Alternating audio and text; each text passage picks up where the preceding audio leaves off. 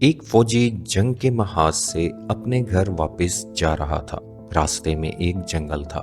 جنگل سے گزرتے ہوئے اس کو ایک بڑھیا ملی۔ اس بڑھیا کے ہاتھ میں ایک عجیب سی چھڑی بھی تھی۔ اس نے فوجی کو روک کر کہا، اے اجنبی نوجوان، مجھے تم بہت بہادر نظر آتے ہو۔ اگر تم میرا چھوٹا سا کام کر دو تو اس کے بدلے تمہیں بہت سی دولت مل سکتی ہے۔ فوجی نے کچھ سوچا اور پھر کہا، اچھا مجھے کام بتاؤ، اگر میں کر سکتا ہوا تو ضرور کروں گا۔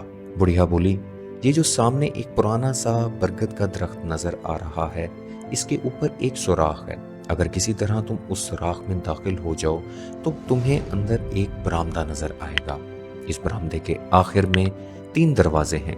ان دروازوں کے اندر بے حساب دولت ہے۔ وہاں سے تم جتنی چاہو دولت لے سکتے ہو، مگر وہاں ایک چھوٹا سا ڈبہ بھی ہے۔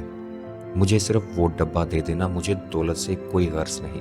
فوجی نے بڑھیا سے کہا، یہ تو بہت آسان کام ہے، میں ابھی جا کر وہ ڈبہ اور دولت لے کر آتا ہوں۔ فوجی جیسے درخت پر چڑھنے لگا تو پیچھے سے بڑھیا بولی، نوجوان سنو، دروازے پر خونخوار کتے بھی بیٹھے ہوں گے۔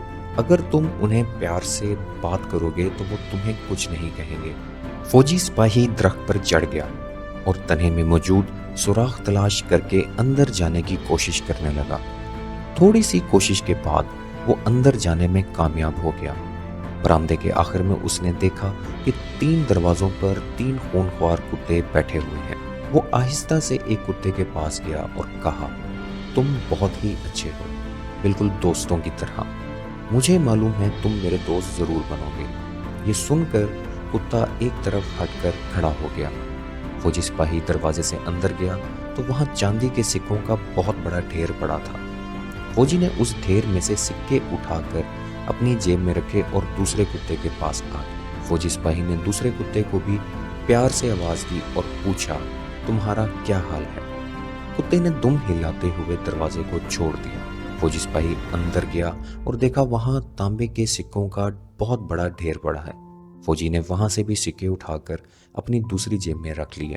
فوجی اب تیسرے دروازے کی طرف بڑھنے لگا اور وہاں پر بھی کتے کو دیکھ کر مخاطب ہوا، دیکھو تم بھی مجھ پر بالکل مت غرانا، کیونکہ اپنے دونوں ساتھیوں کی طرح تم بھی بہت اچھے ہو۔ اپنی تعریف سن کر تیسرے کتے نے بھی فوجی کو راستہ دے دیا اور اس طرح فوجی تیسرے دروازے کے اندر بھی داخل ہو گیا۔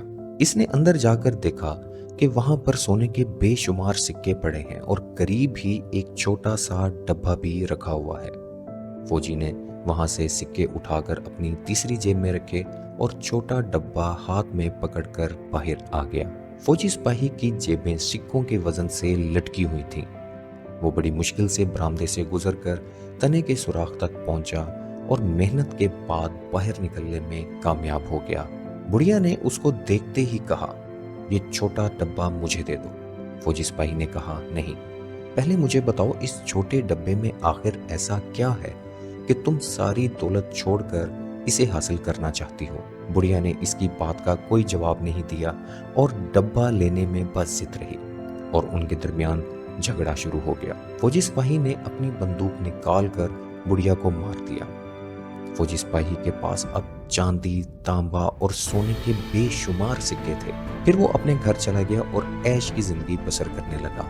فوجی سپاہی ایک دن اپنے محلے کے غریب لوگوں کے پاس گیا اور سوچا کہ یہ لوگ کتنے غریب ہیں، کیوں نہ میں ان کی مدد کر دوں، اور اس نے اپنی جیب میں سے سکے نکالے اور غریب لوگوں کی مدد کرنا شروع کر دی۔ ایک دن فوجی جنگل کے راستے اپنے گھر واپس جا رہا تھا کہ راستے میں اسے ایک اجنبی نوجوان ملا۔ اس نے فوجی کو بتایا کہ اس ملک کے بادشاہ کی ایک بہت ہی خوبصورت بیٹی ہے اور بادشاہ نے اسے ایک مضبوط قلعے میں قید کر رکھا ہے۔ کسی کو بھی شہزادی سے ملنے کی اجازت نہیں ہے، کیونکہ ایک نجومی نے بادشاہ کو بتایا تھا کہ شہزادی بڑی ہو کر ایک بہت امیر فوجی سے شادی کرے گی، اور یہ فوجی کوئی بہت بڑا افسر نہیں بلکہ ایک عام سا سپاہی ہوگا۔ فوجی سپاہی یہ بات سن کر بہت اداس ہو گیا، کیونکہ فضول خرچی اور لوگوں میں دولت بانٹنے کے بعد اس کے پاس کوئی رقم باقی نہیں بچی تھی۔ آخر ایک دن اس کے پاس کھانا کھانے کے لیے بھی پیسے نہ بچے، تو اس دن اس کو اپنا وہ پرانا ڈبہ یاد آیا۔ فوجی نے سوچا اس ڈبے کو فروخت کر کے کچھ پیسے مل جائیں تو کھانا کھانے کا انتظام ہو سکتا ہے۔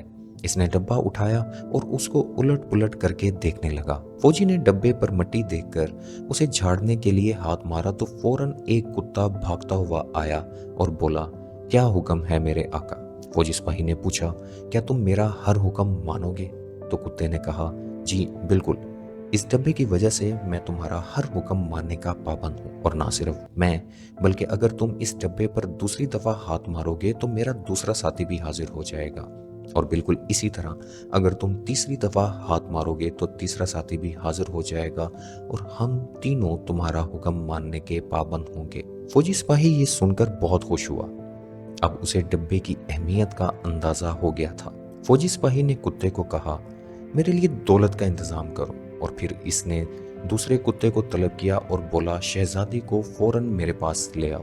کچھ دیر کے بعد ایک کتا بہت سی دولت لے کر آ گیا اور دوسرا کتا شہزادی کو اپنے ساتھ لے کر آ گیا۔ کسی طرح بادشاہ کو شہزادی اور فوجی سپاہی کی ملاقات کا علم ہو گیا۔ بادشاہ بہت ناراض ہوا اور اس نے ساتھ ہی اپنے سپاہیوں کو حکم دیا کہ فوجی سپاہی کو تلاش کر کے اس کو پھانسی دے دی جائے۔ بادشاہ کے سپاہیوں نے فوجی کو گرفتار کر لیا اور پھانسی کی تیاری کرنے لگے۔ پھانسی کا تختہ بھی تیار ہو گیا تھا اور فوجی سپاہی تختے پر چڑھانے کے لیے فوجی کو لے جانے لگے۔ شہر کے بہت سے لوگ فوجی کی پھانسی کا منظر دیکھنے کے لیے جمع ہو گئے۔ بادشاہ کو اطلاع دی گئی کہ فوجی کو پھانسی دینے کے تمام انتظامات مکمل ہو گئے ہیں، تو بادشاہ بھی میدان میں پہنچ گیا۔ فوجی نے بادشاہ سے کہا کہ مجھے مرنے سے پہلے سگار پینے دو۔ بادشاہ نے کہا کہ ٹھیک ہے، اگر یہ تمہاری آخری خواہش ہے تو تمہاری آخری خواہش کا ضرور احترام کریں گے اور تمہیں سگار پینے کی اجازت دے دیں گے۔ بادشاہ نے سپاہیوں کو حکم دیا کہ فوجی کے ہاتھ چھوڑ دیے جائیں۔ فوجی نے اپنی جیب میں ہاتھ ڈال کر سگار نکالا اور منہ میں پکڑ کر دوسری جیب سے ماچس نکالنے کے بجائے اس نے چھوٹا سا ڈبہ نکال کر اس پر 3 بار ہاتھ مار دیا۔ جیسے ہی اس نے ڈبے پر 3 بار ہاتھ مارا تو 3 خونخوار کتے فوری طور پر حاضر ہو گئے۔ فوجی نے ان کو کہا کہ مجھے اس ظالم بادشاہ سے بچا لو، یہ مجھے مار دے گا۔ کتوں نے جھپٹ کر بادشاہ کو ہوا میں اچھال دیا اور یوں لوگوں کو ظالم بادشاہ سے نجات مل گئی۔